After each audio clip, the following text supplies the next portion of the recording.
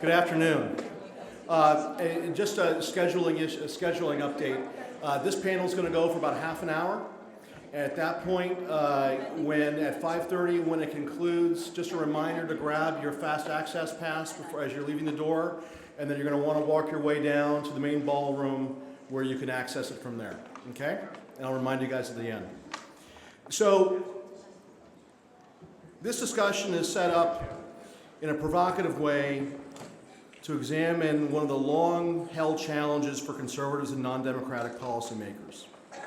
And that is fundamentally how, despite decades of policy development and implementation, particularly around economic opportunity and education, among other issues, how conservatives and non-democrats make inroads and build relationships with the African-American community.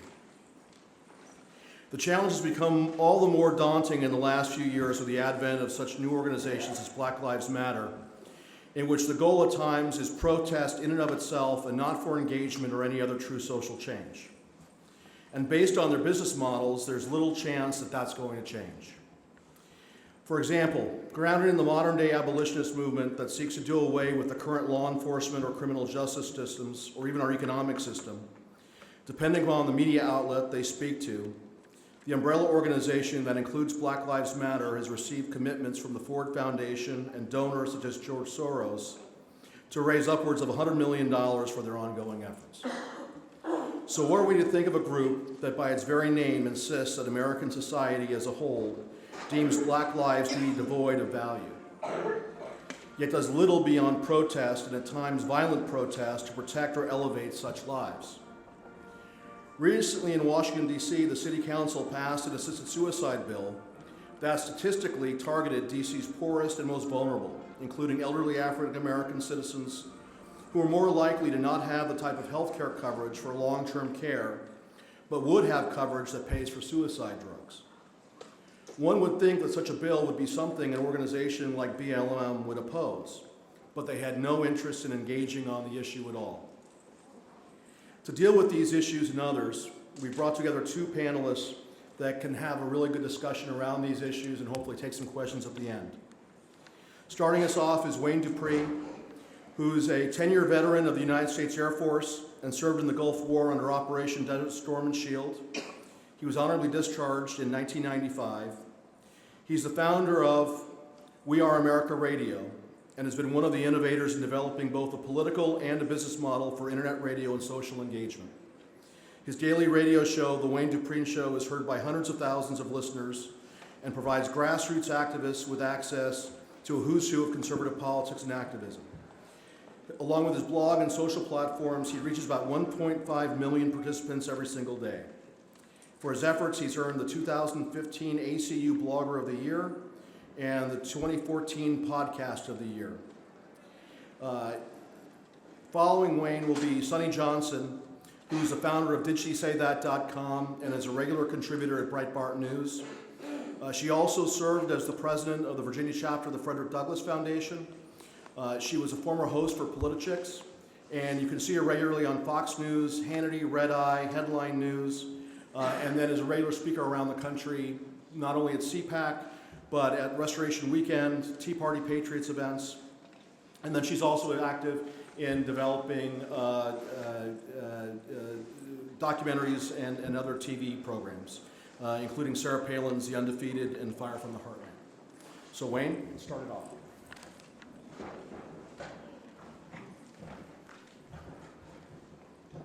First off, I would like to say I am tired, but I'm glad I'm here. And usually I don't go around throwing titles around. I grew up in a house. My father was a pastor and my mom was a Sunday school superintendent. So they weren't too big on those type of titles. But I would be remiss if I did not say publicly, especially for my mom and my dad. Yesterday, Newsmax just came out with their top 50 African-American Republicans, influential Republicans. And the last time they did it was in 2015. They had 100. Well, this year they only did 50, and I came in at 48. So I give I give all of my honor to my parents because they were the ones that set me on the right path. Now, the reason why I brought in my parents is because to answer this topic on Black Lives Matter, I grew up in Cambridge, Maryland on the Eastern Shore. If you really don't, let me know when I hit my 10 minutes. I grew up on the Eastern Shore of Maryland, Cambridge, and if you don't know about the history of Cambridge, Maryland, they have a street down the middle of downtown called Race Street. On one side black, on one side white, in the 60s. And it was literally one side black, one side white. The town almost, the black side of the town almost burned down. H. Rap Brown came in of the Black Panthers, and he said, we're gonna burn this place down because we built it up.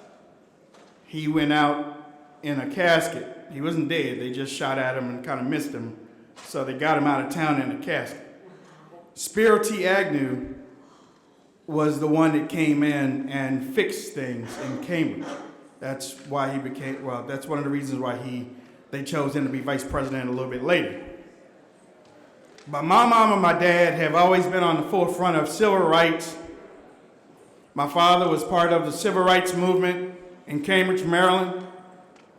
My mom told me when I was younger that my dad didn't know how to keep his mouth shut. So they had the National Guard outside of the house because of all the threats that we were getting. Now, at that time, I was not alive. I was 1 year removed from that. But my father gave me the benefit of learning influential Black Americans, and that's how I learned how important it was through their struggle. Harriet Tubman was born 6 or 7 miles away from where I grew up. And on the other side, 15 miles or 16 miles down the road, Frederick Douglass was born in Talbot County. So when I get on my radio show and I start talking about different things that have happened in my life, I always go back to Harriet Tubman and Frederick Douglass and say the reason why I am where I am is partially because of my parents, but it also has something to do with the water on the Eastern Shore. We want to see people free. We want to see people with an opportunity. We want to see people also have respect for law enforcement and, most importantly, their parents. Now, another situation that we have here is the Black Lives Matter movement. The way that I look at it, some people might agree and some people might not agree, but I'm going to say it anyway because this is real talk. During the daytime, you have protesters. When the lights go down, you have crazy individuals. This is me talking to you because I've seen protests. These protests didn't happen like this. They didn't, and we've gotten to a point that some people think, you know what, they aren't going to listen no matter what. How many of you feel that Black Lives Matter movement is not going to listen to any type of solutions? Raise your hands. Everybody look around you. Keep your hands raised. Everybody look around you. What we have here, number one, all of you have common sense. Because, like I said, to me, there are two factions of it. I believe the people that protest in the day will sit down and talk. I believe the individuals at night won't. They won't. The people in the daytime, they have respect for the law. They do. They listen. Y'all move that way. Marching that line. Quiet. They do. Quiet. At night, when CNN and MSNBC and all those little ratchet alphabet networks come on to the scene, they want to get in front of the camera and act up. Now, you know, we can blame this on parenting, but we also have to blame it on the neighborhoods and the communities. When I was growing up in Cambridge, even though it was a little bit past the racial time in the mid-'70s, my next door neighbors knew me and my sister. I knew the three girls. I really knew the three girls. I knew the three girls that lived beside me. I knew the two boys that lived in front of me. I knew Jeff that I went to school with. It was on the left side right here. And they knew me. We all knew each other.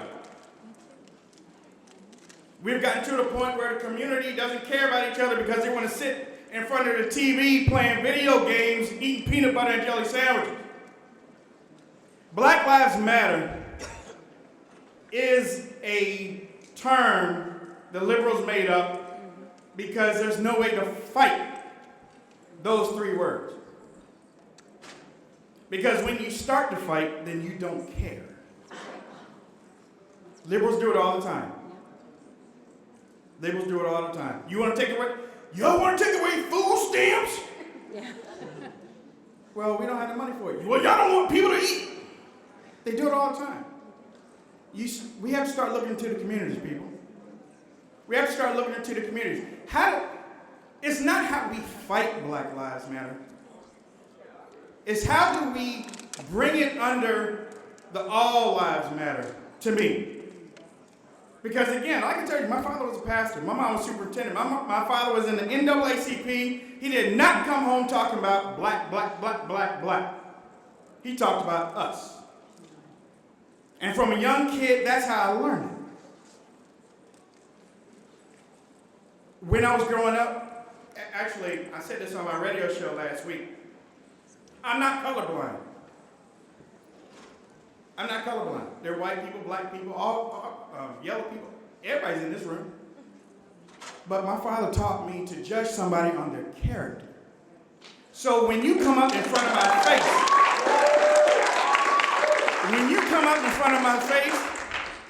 I'm not going to say I don't see your color, but I can look at your character and tell a whole lot. When you get that on your face, then you can start talking to some of these people. They will listen. People will listen. Now, does Trump need to send in the National Guard to Chicago for Black Lives Matter stuff? Probably. I mean, that's the way I feel. Because some of the people just don't want to talk. They have gotten to a point where they think that certain violence against businesses will give them the vehicle so that y'all will be afraid. And I'm talking every color in this room, black, white, everybody in this room. You shouldn't have to be afraid of what you see on TV. And I know some of y'all have some beautiful hearts. Some of you have some beautiful hearts. Y'all want to go and talk to the black community. I know you do. I've talked to some of you. I want to go and talk to them. But you're afraid of what you might, or you're afraid. You shouldn't have to be afraid. And at particular points, you don't have to be afraid. But, and maybe after Sonny gets finished talking, we can take some questions. Let me think on it a little bit, because it is hard coming up to a solution where you are afraid to talk to people because you're afraid of what they might call you, how they might look at you. Character. Your character means a lot too. How do you approach it? How do you walk up to them? Do you walk up there scared? If you walk up to somebody scared, they're gonna prey on your fear. I'm not afraid of nobody. My dad passed away in 97. He scares me in my dreams, but that's about it. My mom is 92 years old. I told you she's a Sunday school superintendent. When she calls me, That's the only person I'm afraid of. And I love her to death, but as I sit down, let me tell you something. We do all have to get along. There's only one planet. We do all have to get along. The Black Lives Matter situation, we do have to find a solution. But I think that we can all find a solution together, especially with the people during the day, because those are the ones that really want change. The people at night, I talked to you after starting to get finished about the people at the night, because there's something has to be done with our law enforcement, that they should be given the power to start enforcing the law and throwing some people back in jail.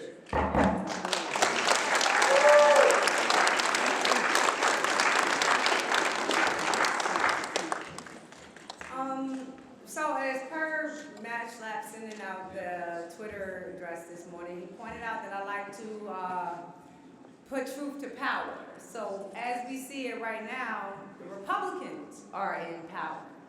So let's see if they like a little bit of truth. About 5 years ago, I made my debut at CPAC.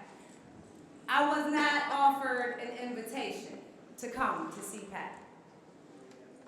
This was the time when the 99% versus the 1% occupy Wall Street. And y'all might remember this crazy man running through these camps yelling, "Stop raping people!" That was Andrew Breitbart. Andrew was invited that year to speak at CPAC, and he said, "I wanted Sonny Johnson to introduce me." CPAC said, "No, we got bigger names, better names, brighter names." And Andrew said, "Well, if Sonny doesn't come, then I don't come." That was my first appearance at CPAC. It has taken me 5 years to get back. I want to make that a point and make that known. 5 years later, I'm invited back to talk about Black Lives Matter. I was here talking about the same group when I was talking about the 99 versus the 1%. They're the same group. They're the same people, financed the same way, with the same objective, the same content. Everything is the same, except now instead of looking at the haves and the have-not, you are now looking at the color of our skin. In 5 years, it seems like nothing has changed. And since I tend to get a teeny bit passionate on these things, I get accused of letting my emotions overpower my intelligence. So I want to start with two intellectual things real quick. Technology has always been important in the Black community. During the time of slavery, it was the printing press that carried stories like Harriet Beecher Stowe's Uncle Tom Cabin to the North to let them get a visualization of what it was really like for Blacks who lived in slavery in the South. This led to an abolitionist movement that formed the Republican Party. In the 1920s, there was the Harlem Renaissance, so not only could you read it in a book, you can hear it on the radio as it came through jazz music, poetry, and any other cultural affect that they could use to get their message out. And what was this message? This was a message of Marxism that they spread across the Black community, from New York City to Los Angeles, California. In the 1960s, everybody knew segregation was in America. Everybody knew what was happening in the South. But until you could see with your eyes on the television screen, dogs being sicked on Black men and women finely dressed and polite with manners, until you could see hoses being sprayed on these people, until you could see little Black bodies being dragged out of churches, you didn't understand the full extent of what's happening to the South to Black people. That sparked a revolution in everything we saw. We have to fix what is wrong in our country. Today is the internet. Because we have the internet, we have access to people that we have not had access to in the last 60 years with this Republican Party. Because of the internet, we have access to information that we have not had for the last 60 years with this Republican Party. If we learn from history, we are at a time where there will be change in the Black community. The choice is, are we going to wake up and realize that the time is here? Or are we going to let them continue to control this conversation? Are we going to let them have the microphone? Are we going to let them shape who we are? Now, the second intellectual thought is the thought of this monolithic black vote. So we'll go back to the 60s again. In the 60s, you had a lot of Christians that followed Martin Luther King Jr., which led today to the Reverend Al Sharptons and Reverend Jesse Jacksons. You had a lot of black Muslims that followed Malcolm X, which today they follow Louis Farrakhan. You had blacks that were radicalized, so they followed Huey Newton and the Black Panthers. Today, Black Lives Matter. But there was a fourth group. There was a group of black Americans that did not care about race because they lived in great communities. They didn't care because they wanted the best jobs they could have. They wanted the best education for their children. They wanted their children to be raised with respect and know how to become productive members of society. They wanted the best for their children. These were the blacks that Republicans and conservatives were supposed to court, and you did not do it. You neglected it. You knew you could win with the red votes that you had, and you did not fight for these people. Well, let me tell you something. These people still exist, and because of this technology, they are listening to us today.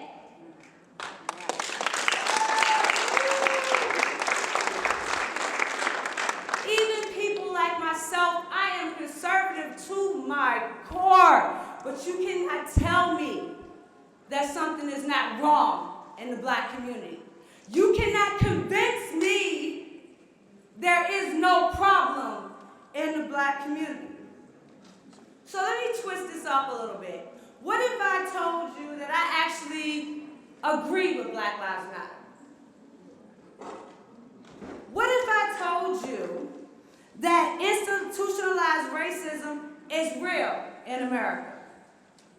What if I told you it started with a progressive Democrat named Woodrow Wilson who resegregated the government and the military? What if I told you it started with a KKK indoctrination video in the White House by a United States president? A president that pushed the idea that it was actually better for America if the races were segregated. What if I told you that institutionalized racism is real in America and it came through a president named FDR? What if I told you that those minimum wage that were meant to protect white jobs from black workers through unionization actually happened in this country? What if I told you that price controls that were put out by FDR actually bankrupted black farms? People who had worked and took care of themselves for their entire life were now forced to go to government and beg for welfare. What if I told you that excessive taxation and regulation took these people that were newly freed slaves off the plantation and turned themselves into entrepreneurs and business makers? That this excessive taxation and regulation crushed those businesses. What if I told you that FDR said, okay, we'll have a jobs plan, we'll create a highway system, and we're going to run it straight through productive black neighborhoods. We're going to destroy their housing. We're going to destroy their economic centers, but we can give them welfare to back it up. What if I told you that white supremacy is real in America and it came with the very first gun laws that said black people had no right to protect themselves from the KKK? What if I told you white supremacy was real in the form of Planned Parenthood that said the best thing you can do is kill your baby? And then they take those Planned Parenthood centers and put them right in black neighborhoods. What if I told you that white supremacy is real in the criminal justice system because you have people who think that they can change human nature by passing and they realized that under the 13th Amendment, they can still restrict you to slavery by convicting you of a crime. So what if I told you all of these things? And then what if I told you that they culminated in a candidate,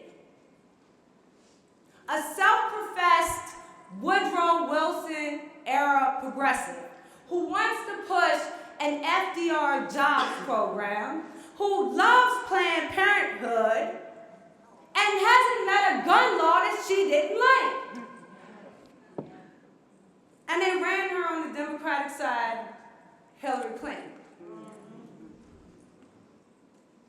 Every single aspect of systemic racism, of white supremacy that they have pushed, remains on the Democratic side of the aisle. So they want to tell us, that the parties switch sides. The people switch sides. What every one of those policies that implemented white supremacy, that implemented institutionalized racism in American society, they came from the Democratic side and they still remain on the Democratic side.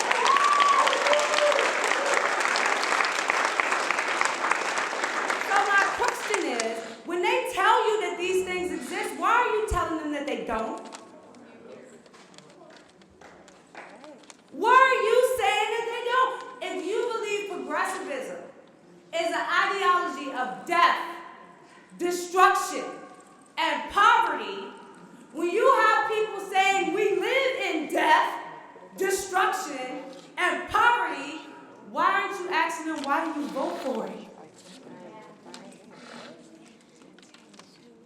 Why are you fighting them? Because this responsibility has laid at your doorstep. They told you that this was your fault. They told you that you did this. And because of that, you want to fight them that it doesn't exist. No. You did this. This is your progressive legacy. And we need to make sure they eat every single bit of it.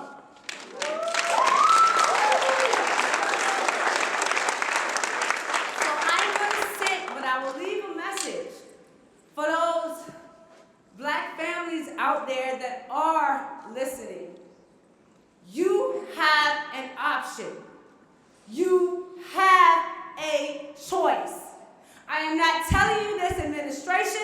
I am not telling you this president. I am telling you this conservative ideology is your choice.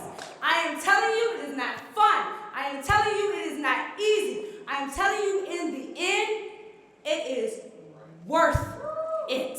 Every single drop is worth it. So before I go into battle with Black Lives Matter, can we build our own damn army, please?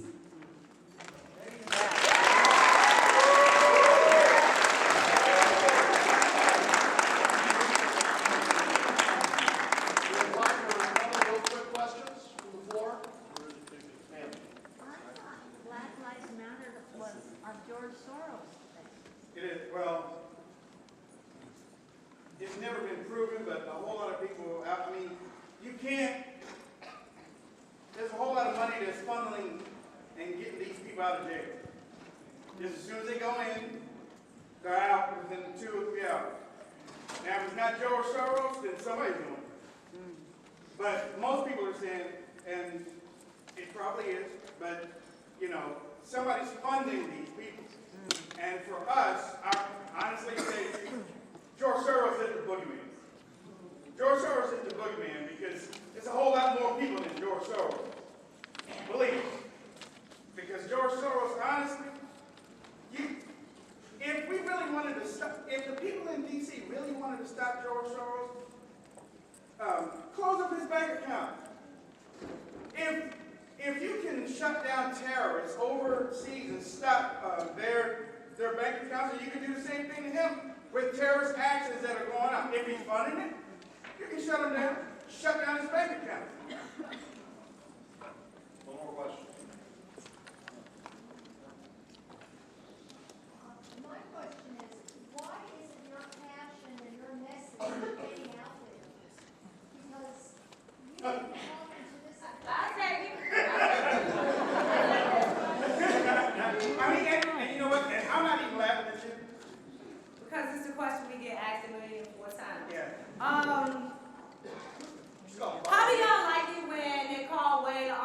Tom? How many of y'all call blacks a slave on the plantation? Uncle Tom was a slave. You calling blacks slaves on the plantation. So basically, it's slaves calling slaves slaves, and y'all wonder why we can't have a conversation. But you know what, if a person like me were to give your message to liberals, they would twist it around and then accuse me of racism. But will the people you're reaching affect? Don't worry about them. They will be there. They're not going anywhere. Trust and believe. They're going to be They there. do the same thing to us. You reach the people you can reach. And the people you can't, let them go.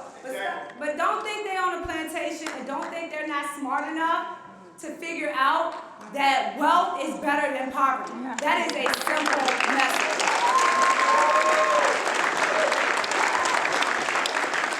And another answer to your question, the reason why our message really can't get out there is because there are some people at the top that would rather put the same people up on the same platform every year instead of putting new voices up there. That's why our message can't get out. Because we would go into the weeds. We would go in behind, we would go around, we'll do what we have to do because number one, that's how we grew up. We aren't afraid of that. But the people at the top feel like everybody else knows, but so no chance. No chance. And we're out of time. Let's get over again for our speakers. Grab your fast access passes at the door.